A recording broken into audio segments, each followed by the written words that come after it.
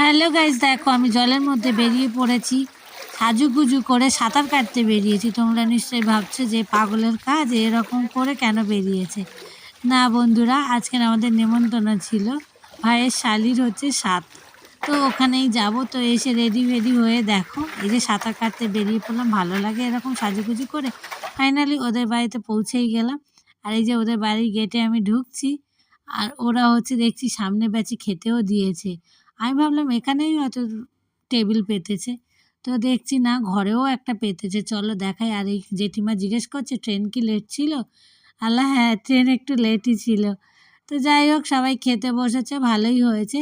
লাস্টে মনে হয় আমরাই আছি, আমরা আর ওই বাড়ির কজন, আমরাই লাস্ট ব্যাচ হব। আর ওই যে কাকু দিচ্ছিল খাবার। আর এদের মনে হয় এই ব্যাচটা হলে ওদের ওই মাসি টাসিরা বসেছে। আর এই হচ্ছে ভাইয়ের আর এক শালি, আর ওই যে বড় শালি শাড়ি পরে বসে। আর এই যে আমাদের বাড়ির সবাই, ভাইয়ের বউ, দাদার বউ, এই যে মাসিমণি, এই যে মাসিমণির মেয়ে বোন আমাদের ছোট্ট।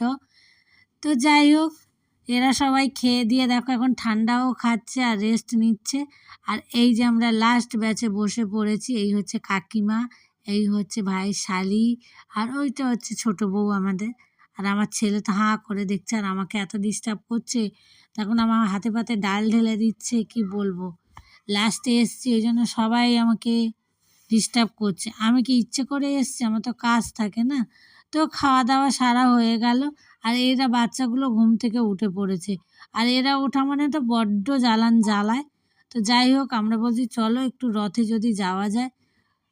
তো ওরা বললো কিসে যাবে? আমি বললাম হেঁটেই যাবো। আর এই যে আমাদের ফাইনালি ডেঞ্জার ভাই, ও আবার, ওর একটা গুণ আছে, আনন্দ হলে আবার কামড় দেয়।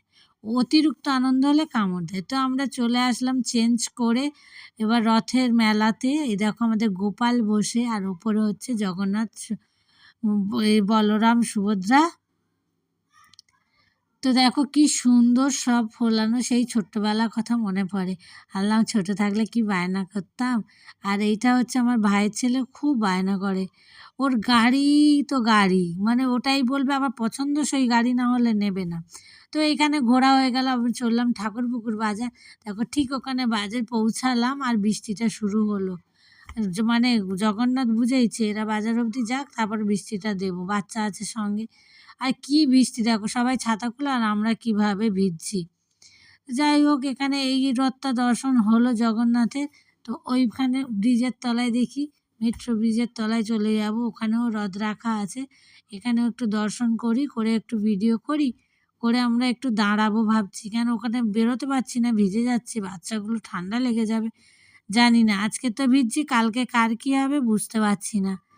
যাই হোক, জয় জগন্নাথ, ভালোই মেলা ঘুরলাম।